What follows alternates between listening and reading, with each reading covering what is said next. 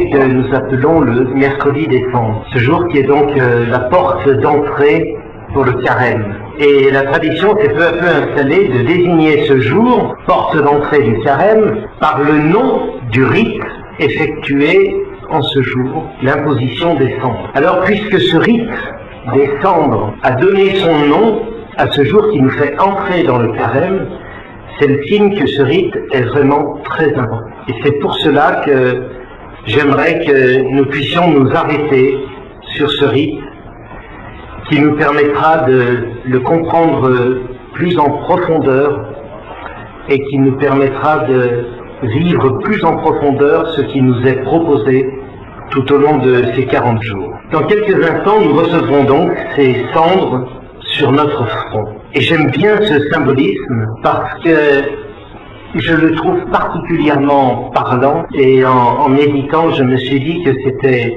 encore plus fort pour ceux qui vivent en communauté. Parce que là où il y a des cendres, c'est le signe qu'il y a eu un feu. Il n'y a pas de cendres sans feu. Parfois le feu semble éteint, mais ce n'est pas toujours le cas. Alors je vais vous raconter cette petite histoire de ma vie. Quand j'étais responsable de la pastorale des jeunes dans mon diocèse, je passais tout l'été en camp avec des jeunes. Et moi j'aimais bien les emmener en montagne pour faire des marches, souvent bien fatigantes, mais qui nous permettaient de voir des paysages tellement beaux. Parce que vous savez que chez nous, même en plein été, le sommet des plus hautes montagnes reste enneigé. Alors il y a ce qu'on appelle des neiges éternelles qui ne fondent jamais. Et donc quand il y a le soleil qui tape sur ces sommets enneigés, c'est vraiment magnifique. On a vite envie de louer le Créateur quand on se trouve devant un tel spectacle, et c'est pour ça que j'aimais bien emmener les jeunes là-bas, et en plus ça permet de faire des efforts physiques, et chez nous les jeunes aujourd'hui ils deviennent un peu avachis, ils sont toujours sur leur téléphone, donc il faut un peu les stimuler. Alors donc tous les jours on partait avec nos sacs à dos dans lesquels il y avait le repas de midi et puis des petites affaires si jamais il se mettait à pleuvoir, etc. Et puis il y avait un véhicule qui était conduit par un parent qui était avec nous pendant les 15 jours du camp, et ce véhicule chargeait les tentes et puis les sacs de linge, et le soir quand on arrivait de la marche, on montait les tentes, on préparait le repas avant de faire une belle veillée autour d'un feu de camp. Et le feu de camp, le soir, c'est vraiment magique quand on est dans un camp avec des jeunes, parce qu'on se met tous autour du feu, qui nous éclaire, parce qu'on était souvent dans des lieux où il n'y avait pas d'électricité. Il nous réchauffe, parce que si la journée il fait très chaud en montagne, le soir et la nuit il fait très froid. Ça peut geler la nuit, même en plein été, quand on est à une certaine altitude. Alors autour du feu, on parlait, on chantait, on priait.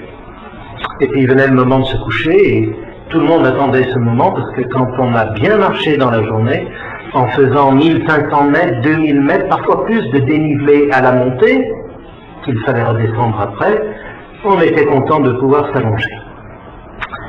Et moi, je me réveillais toujours le premier, le matin, parce que la lumière me réveille, et puis j'aimais bien être tout seul le matin. Et quand je me levais, je faisais chauffer le lait et l'eau pour préparer le petit déjeuner, et pendant que ça chauffait, je priais le bréviaire. Et quand j'avais fini le bréviaire, je faisais quelque chose que j'aimais beaucoup. Je me mettais à genoux devant le feu, et puis j'écartais un peu les cendres, et ensuite je me mettais à souffler. Et là, miracle, il y avait toujours des braises, malgré toute la nuit qui était passée, malgré la rosée, malgré le froid. Quand on soufflait, les braises étaient toujours là pour repartir. Bon, il faut dire aussi qu'on faisait des grands feux avec beaucoup de bois. Et là, je déposais sur le feu une grille, et je découpais du pain que je faisais griller pour les jeunes qui allaient se lever. Donc tous les matins, c'était à peu près pareil. L'odeur du pain grillé, inévitablement, se finissait par réveiller les jeunes. avec l'odeur du lait, du café, du thé, et donc on prenait ensemble le petit déjeuner. Alors je ne vous ai pas raconté cela seulement pour vous faire partager des bons moments de ma vie, ou pour vous torturer en ce jour de jeûne, mais en raison de ces braises qui restaient toujours sous la cendre. Cette image, moi, elle me revient régulièrement le mercredi des cendres. Parce que là où il y a des cendres, c'est le signe qu'il y a eu un feu qui ne demande qu'à repartir. Donc, quand on voit des cendres, il faut toujours être très attentif, je dirais même très respectueux. Il ne faut pas faire n'importe quoi devant les cendres. Parce que sous les cendres, il y a un feu qui demande à repartir. Eh bien, vous voyez, je crois que c'est pour cela que le mercredi des cendres, on nous impose ces cendres sur le front et d'une manière bien visible. Et je peux vous dire que les cendres sur un front de Muzungu, ça se voit. Et c'est fait exprès. Moi, j'ai des confrères, enfin ça se fait moins maintenant, mais j'avais des confrères qui disaient aux gens, si vous ne voulez pas avoir un signe trop visible sur le front, tendez vos mains, je vous mettrai des cendres sur les mains. Alors quand j'étais avec lui, moi, ceux qui venaient avec les mains, je disais non, sur le front. Et je lui ai dit à ce confrère, je lui ai dit, c'est fait exprès, c'est fait pour que ça se voit. C'est pour que les autres comprennent, en voyant les cendres sur mon front, que dans mon cœur, il y a un feu. Peut-être un peu éteint. Parce que s'il y a des cendres, c'est le signe que le feu n'est plus très actif. Mais qu'il y a des cendres, c'est pour signifier qu'il y a un feu qui ne demande qu'à repartir. Donc, dans cette démarche, il nous est dit que le carême sera ce temps qui nous est donné pour faire repartir le feu dans nos cœurs. Le feu de la foi, le feu de l'amour, le feu du Saint-Esprit. Parce que nous savons bien qu'un feu, si on ne l'entretient pas en permanence, il va s'endormir sous la cendre. Notre feu intérieur, nous devons tous reconnaître que nous ne l'entretenons pas assez. Et donc, il finit par s'endormir en nous. Toutes nos infidélités au temps de prière, quand nous arrivons de plus en plus en retard, ou même quand nous ne venons pas du tout, en pensant qu'il y a des choses plus importantes à faire que de rencontrer Jésus. Tous ces moments où nous sommes là, physiquement, mais notre esprit et notre cœur sont tellement loin. Voilà, tout cela, toute cette médiocrité fait que ce feu intérieur en nous, il a tendance à s'endormir sous la cendre. Et c'est pour cela que nous recevrons des cendres sur nos fronts. C'est pour qu'il soit bien clair aux yeux de tous qu'il y a un feu qui brûle en moi ou qui brûlait en moi. Alors, c'est vraiment très beau parce qu'aujourd'hui nous allons garder les traces de ces cendres aussi longtemps que nous le pourrons sur nous. Du coup, quand nous nous regarderons, eh bien, nous allons apprendre à voir autre chose que ce que nous regardons habituellement en premier. Souvent, quand nous rencontrons tel frère, telle sœur avec qui nous avons peut-être plus de difficultés, ce que nous voyons en premier chez lui, chez elle, c'est ses difficultés, ses défauts. Eh bien, aujourd'hui, ce que nous allons voir en premier, c'est les cendres sur le front qui nous rappelleront que chez ce frère ou chez cette sœur avec qui j'ai des difficultés, il y a un feu qui brûle dans son cœur. Et qu'au lieu de regarder ses défauts, je ferais mieux de porter ce regard d'espérance sur lui ou sur elle. Il y a un feu qui brûle en lui, qui brûle en elle. Un feu qui ne demande qu'à repartir. Alors, on peut vraiment rendre grâce au Seigneur pour ce signe qui va nous aider à porter ce regard d'espérance les uns sur les autres. Quand je serai pape, je proposerai que dans les communautés religieuses, comme dans les foyers, où la vie communautaire est belle, on l'a vu hier soir, mais où elle est exigeante aussi, eh bien je proposerais qu'on fasse l'imposition des cendres tous les matins sur le front, pour que tous les jours, quand on se regarde, on voit en premier cela. Il y a un feu qui brûle en lui, qui brûle en elle. Pour que nous arrêtions de nous regarder dans ce qui fait nos petits côtés, nos défauts. Et donc pour que nous puissions porter un regard émerveillé, un regard d'espérance sur l'autre, parce qu'un feu brûle en lui.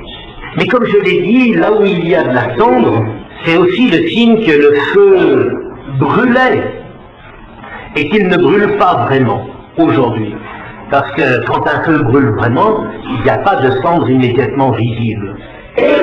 Donc s'il y a de la cendre sur nos fronts, c'est aussi pour reconnaître que le feu brûlait et qu'il ne brûle pas assez aujourd'hui. Et que si on ne fait rien, eh bien ce feu risque de finir par s'éteindre. Donc aujourd'hui, chacun d'entre nous, en nous promenant avec les cendres sur notre front, nous allons vivre une grande démarche d'humilité. Parce que nous allons montrer aux autres que le feu ne brûle pas assez dans mon cœur. Chacun d'entre nous va montrer aux autres que le feu ne brûle pas assez dans son cœur. Ces cendres sur nos fronts sont le signe que le feu ne brûle pas assez en nous. C'est donc très beau de voir qu'il y a au moins un jour par an où nous osons montrer aux autres ce que nous sommes vraiment à l'intérieur de nous-mêmes. Du coup, en acceptant l'imposition des cendres et en nous promenant avec cette marque des cendres, c'est comme si, humblement, nous demandions aux autres, est-ce que tu veux m'aider à faire repartir ce feu qui brûlait en moi et qui aujourd'hui ne brûle plus assez, puisqu'il y a toutes ces cendres. Ces cendres, elles sont donc vraiment une marque d'humilité.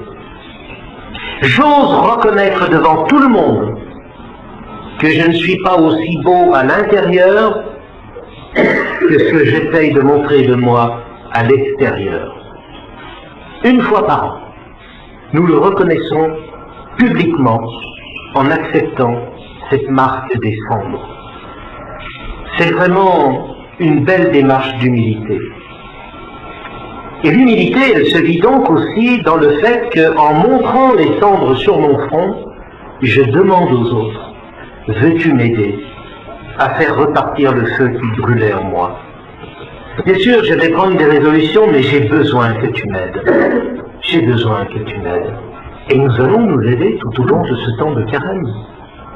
À chaque fois que nous-mêmes nous grandissons sur le chemin de la sainteté, nous encourageons les autres. Et à chaque fois que nous nous arrêtons, que nous nous essoufflons, nous décourageons les autres. C'est donc vraiment un très beau signe que ce signe des cendres, particulièrement pour ceux qui vivent en communauté. Je résume donc les trois grands bienfaits que nous apporte ce signe. D'abord, il nous invite à regarder chez les autres le plus important et à ne plus nous arrêter d'abord sur leurs défauts, sur tout ce qui m'agace chez eux. Le plus important, c'est de voir, de se rappeler qu'il y a un feu. Le même feu qui brûle en moi brûle en lui, avec les mêmes problèmes. Deuxièmement, ce signe est une marque d'humilité, par lequel j'ose reconnaître que mon intérieur est souvent moins beau que l'image que je cherche à donner de moi. Et troisièmement, ce signe est un appel à l'aide, une aide fraternelle. Veux-tu m'aider à faire repartir le feu qui brûlait en moi? Pour terminer, je ne fais qu'évoquer les moyens que l'Église nous propose pour nous aider à faire repartir le feu en nous. Ces moyens, Jésus les a énumérés dans l'Évangile et nous les connaissons très bien. Vous aurez remarqué que Jésus commence par l'aumône. En premier, le premier des moyens qu'il nous est donné pour faire repartir le feu, ce sont les œuvres de charité. On aurait pu penser que Jésus commence par la prière. Mais non. il commence par les œuvres de charité. L'aumône, c'est toutes les œuvres de charité que nous pouvons faire. Parce que nous le savons bien, l'amour est souvent présenté comme un feu dévorant. Donc si nous voulons faire repartir le feu en nous, la première chose à soigner, la première chose à laquelle il faut être attentif, ce sont toutes les œuvres de charité. Les œuvres de charité à vivre entre nous, à l'intérieur de la communauté, mais les œuvres de charité à vivre aussi plus largement avec tous ceux qui viennent ici, tous ceux que nous rencontrons, tous ceux auprès de qui nous sommes envoyés. Deuxièmement, c'est la prière. Et là, pour la prière, je vous invite vraiment à mesurer la chance que vous avez. Parce que moi, je me rends compte, depuis que je suis avec vous, quand on est dans le ministère paroissial, ou les laïcs qui sont dans le monde, il faut se battre tous les jours pour trouver du temps pour la prière.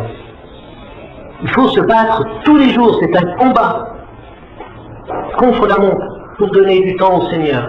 Et vous, ça vous est offert sur un plateau, tous les jours, matin et soir.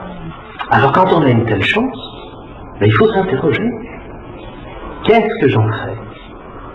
Vous savez, parfois il y a des enfants, chez nous, des enfants tellement gâtés, on leur offre beaucoup de choses, beaucoup de jouets, et ils jouent avec rien.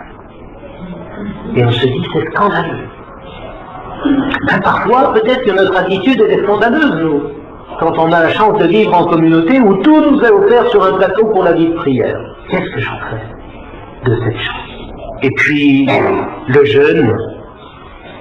Alors, il y a bien sûr le jeûne de nourriture, mais nous sommes aussi, chaque carême, invités à demander à l'Esprit Saint qu'il nous aide à voir l'une ou l'autre chose, l'une ou l'autre habitude qui nous a fait perdre notre liberté, notre disponibilité, et qu'il serait bon de nous débarrasser en pratiquant par rapport à cette habitude un jeûne. Voilà, aidé par l'Esprit Saint et soutenu par la vie fraternelle, ces 40 jours pourront permettre au feu qui nous habite de repartir plus fort que jamais. Et d'ailleurs, vous savez, c'est très beau. Le carême, il s'achève justement à la veillée pascale autour d'un feu. Pour montrer que ça y est, après 40 jours, le feu est reparti. Il n'y a plus les cendres, il n'y a plus que le feu. Eh bien, on peut dire que l'itinéraire du carême, il est vraiment résumé par ces deux symboles, descendre au feu. Merci Seigneur de nous donner une nouvelle fois le désir, les moyens et la force de faire repartir ce feu de l'amour que tu as allumé dans nos cœurs. Amen.